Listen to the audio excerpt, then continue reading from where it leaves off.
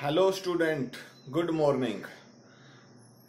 बेटा आज हमारे पास जो लेक्चर है उस लेक्चर के अंदर हम पढ़ेंगे बर्थ कंट्रोल और मेथड ऑफ कॉन्ट्रासेप्शन बोल सकते हैं।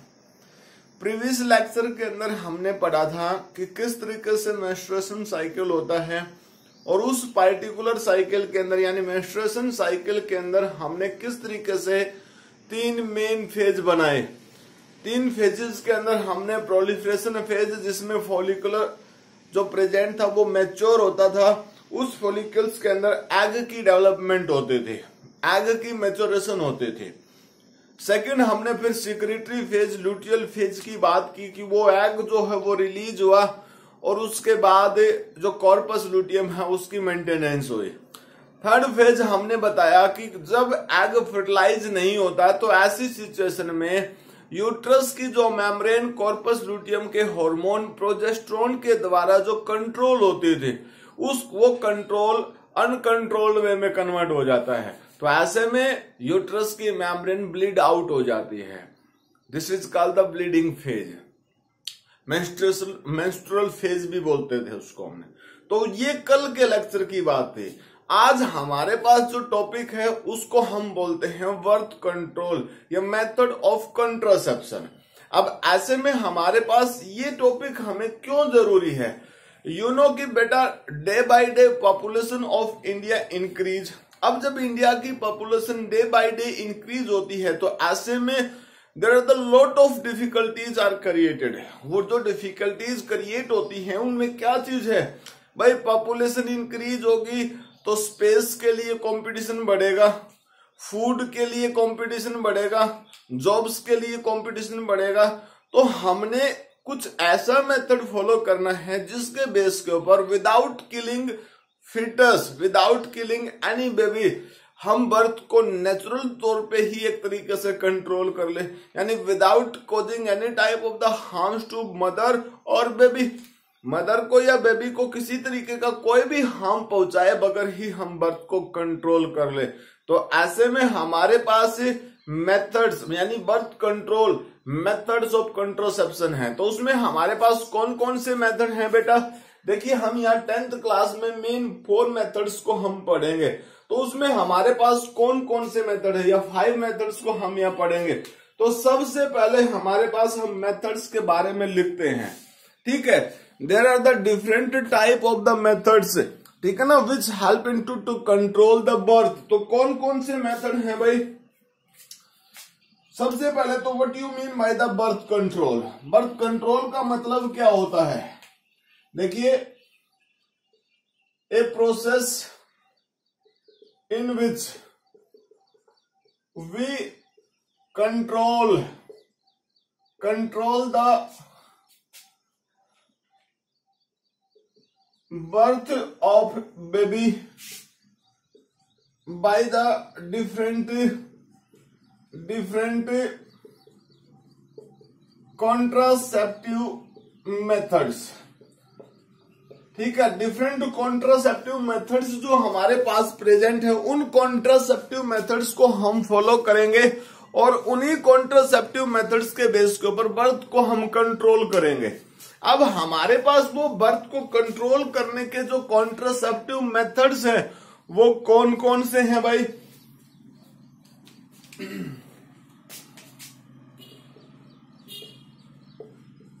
Methods of contraception, methods of contraception.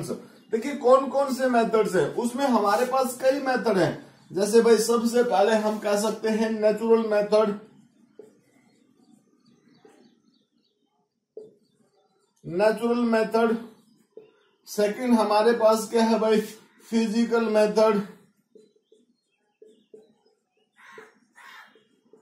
ठीक है। फिर हमारे पास क्या है भाई? Chemical method. उसके बाद हमारे पास है भाई आईयूडी मेथड्स। देन इसके साथ साथ एक मेथड और है जिसको हम बोल सकते हैं परमानेंट,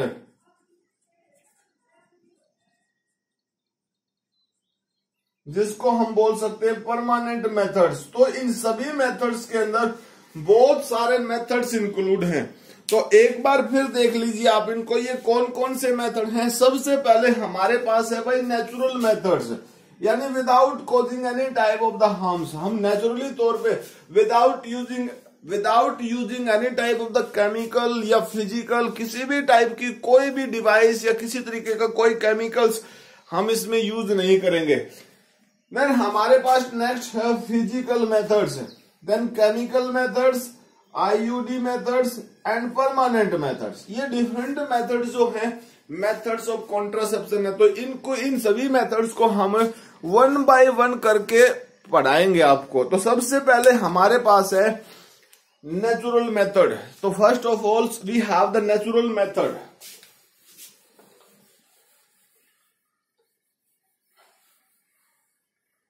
सबसे पहले हमारे पास क्या है भाई, natural method.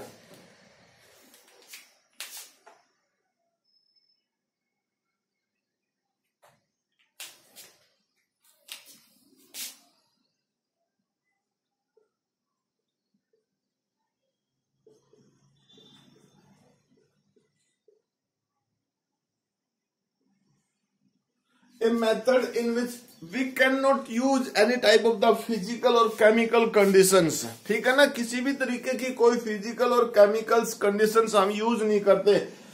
This is also further divided, this is also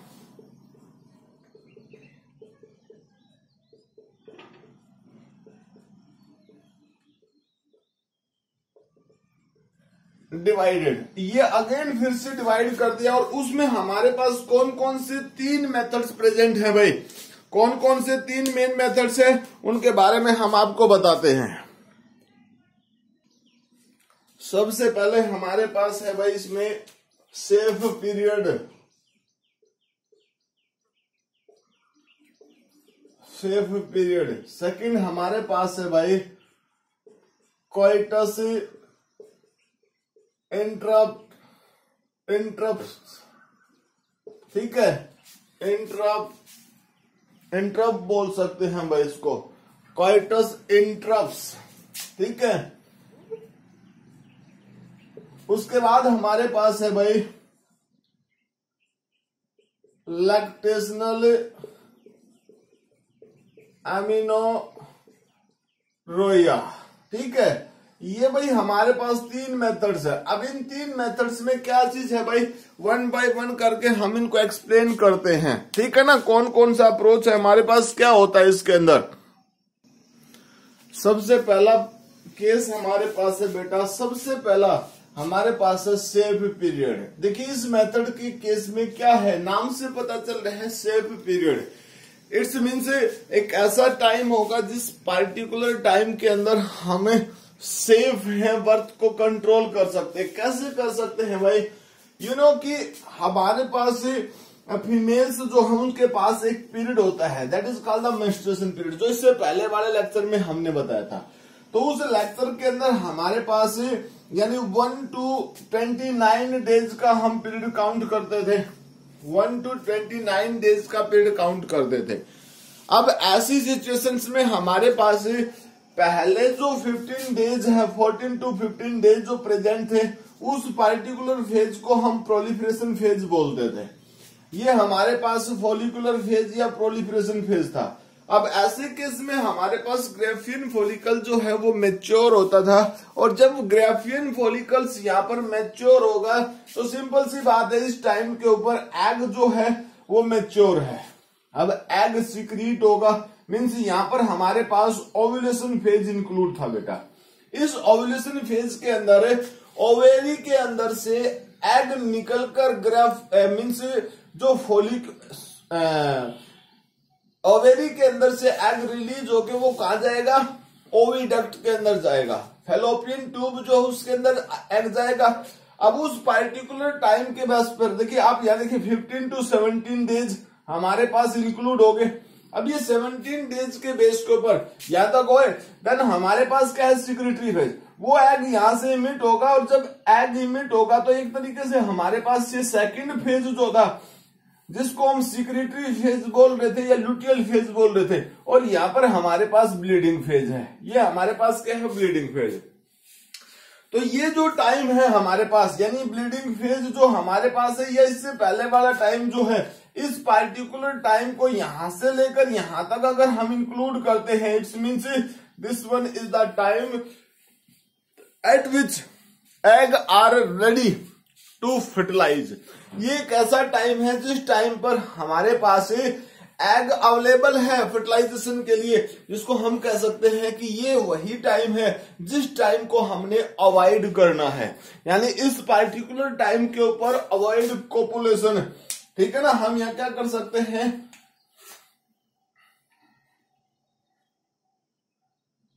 a time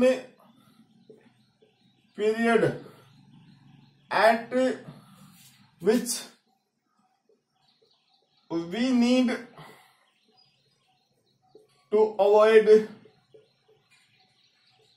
copulation।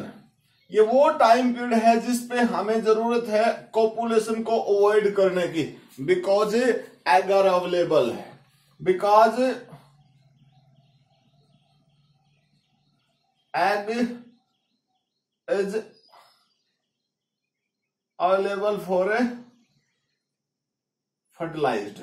ठीक है, एग जो है वो फर्टिलाइज होने के लिए अवेलेबल है। तो अगर मान लीजिए इस टाइम पीरियड के अंदर फीमेल को स्पर्म्स मिले ही ना, तो इसका मतलब क्या है, चांस ऑफ फर्टिलाइजेशन बिल्कुल खत्म हो चुके हैं, तो कॉपुलेशन को अवॉइड कर दिया गया। तो ये था हमारे पास सबसे पहला मेथड, जिसको हम किसके नाम से बोलते हैं, that is called the safe period. ठीक है, देन उसके बाद नेक्स्ट हमारे पास है भाई कोइटस इंटरप्ट्स। ठीक है, कोइटस इंटरप्ट्स। ये कोइटस इंटरप्ट्स क्या है, ठीक है। सेकंड क्या है हमारे पास भाई, सेकंड है हमारे पास कोइटस इंटरप्ट। ठीक है, अब ये क्या है भाई, देखिए इसमें हम कह सकते हैं, इसमें हम क्या कह सकते हैं,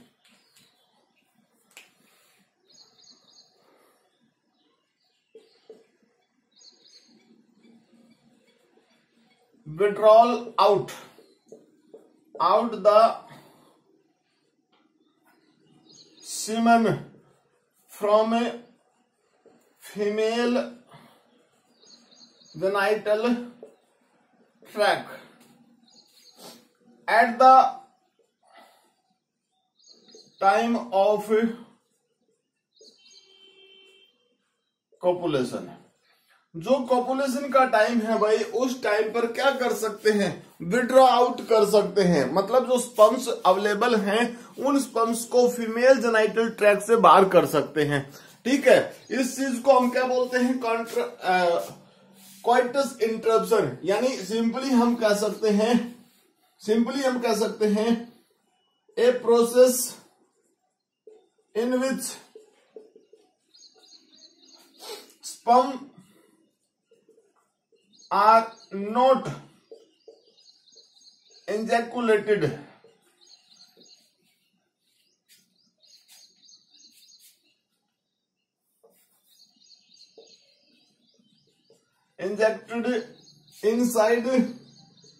inside the female genital tract at the time of copulation. Copulation के टाइम के ऊपर स्पर्म्स को फीमेल जेनाइटल ट्रैक्ट के अंदर पुट ही नहीं करना है, इंजेक्ट ही नहीं होने देना है। तो ऐसी सिचुएशन को हम कोइटस इंटरप्शन बोलते हैं। तो ये मेथड बहुत आसान है, जिस मेथड्स का यूज लगभग ये मान के चलिए कि अबाउट 200 ईयर्स एगो से, मतलब पहले से इस मेथड्स को लोग यूज करते आए हैं। तो ये भी एक तरीके से हमारे पास एक ऐसा मेथड है जो नेचुरल मेथड है, जिसके बेस के ऊपर हम क्या कर सकते हैं, बर्थ को कंट्रोल कर सकते हैं। ठीक है ना, बर्थ को कंट्रोल कर सकते हैं। देन उसके बाद हमारे पास नेक्स्ट पीरियड है भाई लैक्टल एनोमोरोइया।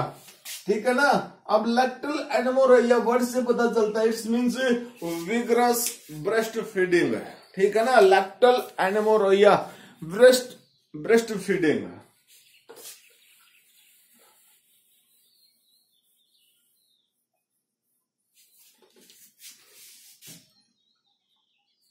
इसको हम क्या बोलते हैं भाई, विगरस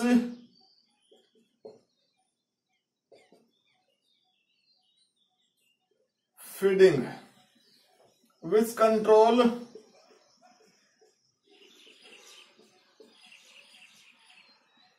कंट्रोल द बर्थ। अब आप समझिए कैसे कंट्रोल कर सकते हैं बेटा। अगर मान लीजिए कोई भी बेबी मदर की ब्रेस्ट फीडिंग प्रॉपर वे में करती है तो ऐसे में क्या होगा, ब्रेस्ट फीडिंग के बेस के ऊपर मिल्क सक्शन की जो कंडीशन होगी वो प्रॉपर वे में रहेगी। और जब मिल्क सक्शन की प्रॉपर्टी प्रॉपर वे में रहती है तो ऐसी सिचुएशंस में क्या होता है, जो एफएसएच का लेवल होता है वो ब्लड में मेंटेन नहीं होता है। और जब तक एफएसएच हार्मोन का लेवल ब्लड में मेंटेन नहीं होगा तो इसका मतलब क्या होगा कि नेक्स्ट जो ग्राफियन फॉलिकल मैच्योरेशन आएगी, नेक्स्ट ग्राफियन फॉलिकल मैच्योरेशन का जो प्रोसेस आएगा वो कंप्लीट नहीं होगा। और जब ग्राफियन फॉलिकल्स मैच्योर नहीं होगा तो ऐसे में क्या होगा, तो नेक्स्ट एग अवेलेबल नहीं होगा, मतलब चांस ऑफ फर्टिलाइजेशन वो रिड्यूस हो जाएंगे। तो मतलब एक तरीके से अगर हम बात करते हैं, अगर मान लीजिए अगर हम बात करते हैं इस पार्टिकुलर मेथड्स की, तो we control birth up to 6 to 9 month. एक तरीके से हम बर्थ को कंट्रोल कर सकते हैं 6 से 9 महीने तक, अगर प्रॉपर वे में ब्रेस्ट फीडिंग होती है। इसके लिए हमारे पास एग्जांपल देखिए, जैसे in case of monkey group, ठीक है, आपने देखा होगा ना, बंदरों का जो समूह होता है उसमें लीडर प्रेजेंट होता है। अगर उस लीडर को कोई दूसरा लीडर डिफीट कर देता है तो ऐसी सिचुएशंस में क्या होता है, जो सेकंड नंबर लीडर जो होता है ना, जो पहले लीडर को डिफीट करता है, उस पहले लीडर के जो भी ऑफस्प्रिंग उस ग्रुप में प्रेजेंट होती है, तो सेकंड नंबर का जो लीडर होता है वो सबसे पहले उन छोटे बच्चों को किल करता है जो ब्रेस्ट फीडिंग करते हैं। अब ब्रेस्ट फीडिंग वाले बच्चों को ही किल क्यों करता है भाई, उसका रीजन ये है, अगर मान लीजिए वो ब्रेस्ट फीडिंग बेबीज जो हैं ब्रेस्ट फीडिंग करते रहेंगे तो मीन्स मदर जो है उनकी they are not ready for the next copulation, वो नेक्स्ट कॉपुलेशन के लिए रेडी नहीं होंगी। तो ऐसी सिचुएशंस में क्या होगा, सबसे पहले स्मॉल बेबीज जो हैं उनको किल कर देता है ताकि ब्रेस्ट फीडिंग का जो प्रोसेस है वो स्टॉप हो जाए। ऐसी सिचुएशंस में जो फीमेल्स है ग्रुप की mature females, they are ready for the next copulation, because उनकी बॉडी के अंदर नेक्स्ट मेंस्ट्रुएशन पीरियड स्टार्ट हो जाएगा और उस पीरियड के बेस के ऊपर एग की अवेलेबिलिटी होगी, तो मतलब नेक्स्ट कॉपुलेशन रेडी हो जाएगी। तो ये थे हमारे पास नेचुरल मेथड्स। देन उसके बाद हमारे पास है फिजिकल मेथड, ठीक है। नेक्स्ट मेथड कौन सी, हमारे पास फिजिकल मेथड, जिसके बेस के ऊपर हम बर्थ को कंट्रोल कर सकते हैं।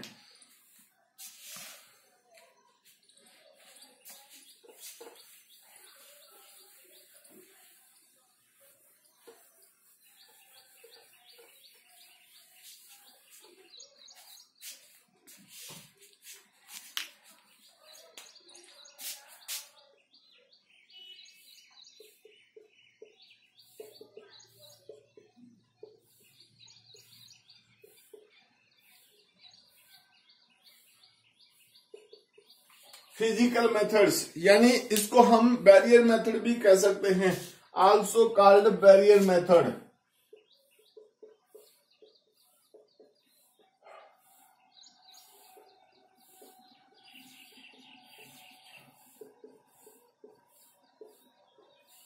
इसको हम बैरियर मेथड भी कह सकते हैं। अब बैरियर मेथड किस लिए कहते हैं भाई, क्योंकि इसमें कुछ ऐसी फिजिकल डिवाइसेस का यूज किया जाएगा। इन दिस मेथड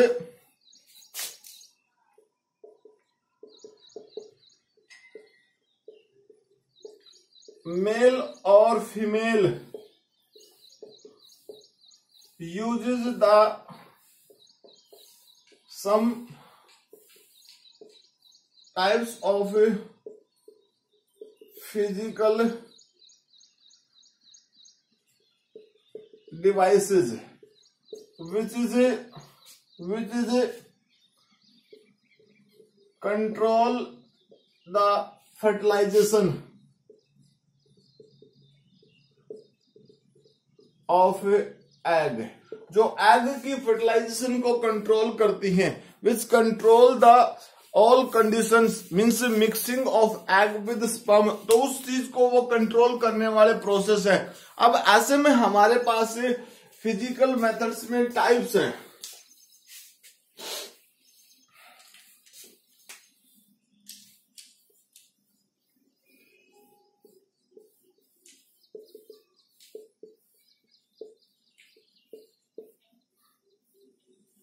तो कौन कौन से हैं भाई?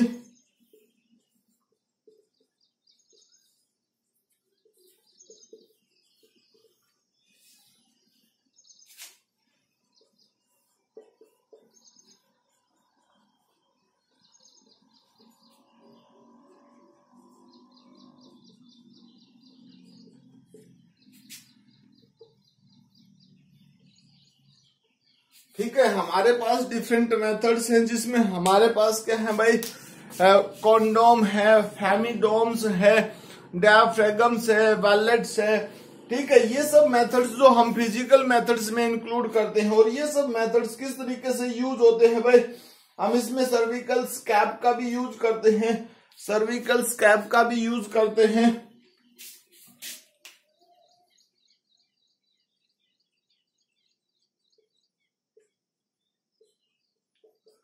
ठीक है, इस तरीके से हमारे पास डिफरेंट मेथड्स हैं जिसके बेस के ऊपर हम बर्थ को कंट्रोल कर सकते हैं।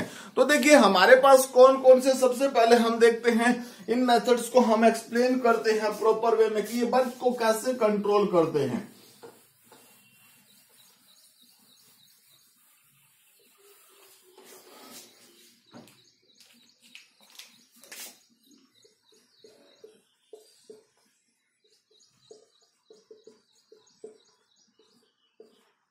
ठीक है, ये जो मेथड्स है दोनों के दोनों ऐसे हैं जिसमें एक रबड़, it is a special rubber device. ये क्या है? स्पेशल रबर डिवाइस है। और इसमें ये जो मेन चीज है भाई, इट्स यूज इन मेल। ये किस में यूज होती है? मेल में। और ये यूज किस में होती है? फीमेल के केस में। अब देखिए बेटा, ये दोनों मेथड जो है ना, it's the most important methods of the birth control. Birth control के सबसे इंपॉर्टेंट मेथड है ये। क्यों है? अब हम कह सकते हैं, देखिए यहां से एक स्मॉल क्वेश्चन भी हमारे पास आता है कि which method of the birth control, which device of the birth control help into to control the STD. इन सभी मेथड्स के बेस के ऊपर हम ये कह सकते हैं कि बर्थ कंट्रोल का ऐसा कौन सा मेथड है जो बर्थ कंट्रोल का प्रोसेस तो करता ही करता है, साथ में एसटीडी को भी अवॉइड करता है। तो मीन्स ये दोनों के दोनों मेथड जो हमारे पास प्रेजेंट हैं, ये दोनों के दोनों जो पॉइंट्स हमारे पास प्रेजेंट है, ये क्या करते हैं? Also control the STD. ठीक है ना? एसटीडी मतलब सेक्सुअली ट्रांसमिटेड डिजीज। ये किसको कंट्रोल करते हैं? Sexual transmitted disease. Sexually transmitted disease जो है उसको भी कंट्रोल करने का काम करते हैं। उसके बाद नेक्स्ट अगर मेथड्स की बात हम करते हैं तो नेक्स्ट मेथड में हमारे पास डायाफ्रागम, वैलेट्स और क्रेविकल्स या सर्विकल स्कैब्स प्रेजेंट होती हैं। देखिए वो जो मेथड्स है हमारे पास, उन सब के केस में क्या होता है भाई? It is also the form of special type of the devices. वो भी स्पेशल टाइप की डिवाइसेज हैं। और उन स्पेशल टाइप की डिवाइसेज में क्या होता है? देखिए हम बना देते हैं कि वो डिवाइस कैसी है भाई? ऐसे, ये जो डिवाइस आपको दिख रही है इस पार्टिकुलर केस में, ये हमारे पास है डायाफ्राम। ये हमारे पास क्या है भाई? ठीक है, दूसरा हमारे पास क्या है भाई? ये देखिए,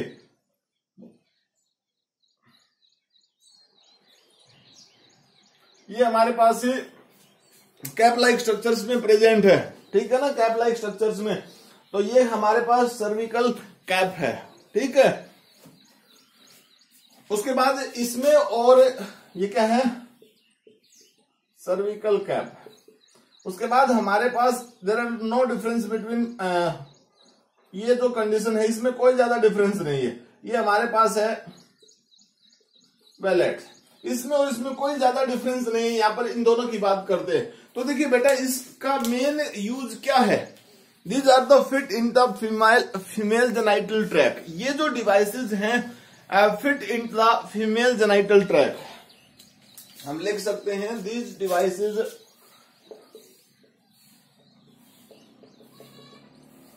are fitted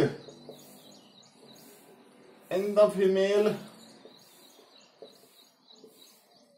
genital tract with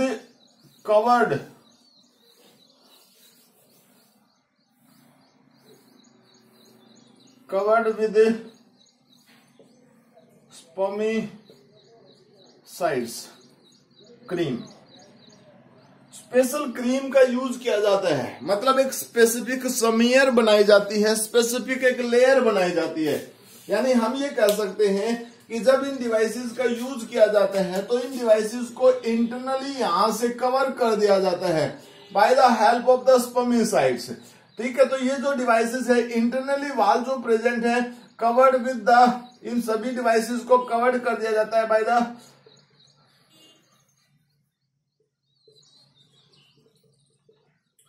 स्पर्मिसाइड्स, जो होती है जो स्पर्म्स को किल कर देती है। तो उन स्पर्मिसाइड्स से इन डिवाइसेस को कवर कर दिया जाता है बेटा, जिसके बेस के ऊपर क्या होता है, जिसके बेस के ऊपर जब स्पर्म्स यहां पर जाते हैं collectively it's kill the sperms, तो it's act as a spermicides, ठीक है। तो वो स्पेसिफिक क्या होता है, स्पर्मिसाइड्स का काम करती है, स्पर्म्स को किल करने का काम करती है।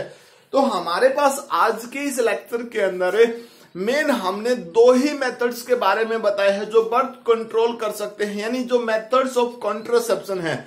सबसे पहले हमने पहला मेथड जिसमें हमने आपको क्या बताया, सबसे पहले फर्स्ट नेचुरल मेथड्स की बात हमने की बेटा। उस फर्स्ट नेचुरल मेथड्स के केस में हमारे पास मेन 3 मेथड्स हमने इंक्लूड करे, जिसमें सेफ पीरियड, सेकंड हमने कोइटस इंटरप्शन की बात की, थर्ड हमने लैक्टेशनल एमिनोरोया की बात की।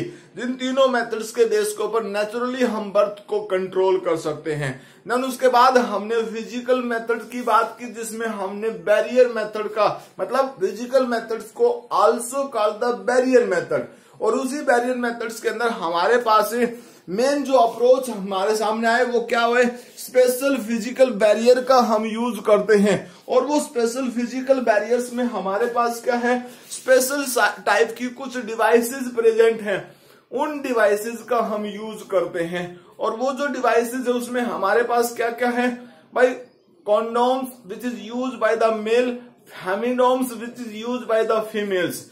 उसके साथ साथ हमारे पास रबर के कुछ और भी स्पेशल एक्स्ट्रा कंडीशंस बनी हुई हैं, जिसके एक्स्ट्रा डिवाइसेस बनी हुई हैं, जिसके केस में हमारे पास डायाफ्रागम है, वेलेट्स है या सर्विकल कैप्स है। ये तीनों की तीनों डिवाइसेस जो हैं which is put inside the female genital tract at the time of copulation, they are covered with the thin smear of the spermicides which kill the sperms. Sperms को वो किल कर देती हैं, यानी कलेक्टिवली स्पर्म्स को वहां ले लेती हैं और उसके साथ उनको किल कर देती है या बाहर डिस्कार्ड करने में मदद करती हैं। तो बेटा आज का जो ये हमारा लेक्चर है, इस लेक्चर में बस इतना ही, दो मेथड हमने पढ़ाए हैं। नेक्स्ट लेक्चर में जो हमारे पास 3 मेथड हैं, जिसमें केमिकल मेथड, जिसके केस में IUD मेथड्स और परमानेंट मेथड्स, उनके बारे में एक्सप्लेन करेंगे। तब तक के लिए thank you, bye, have a nice day बेटा।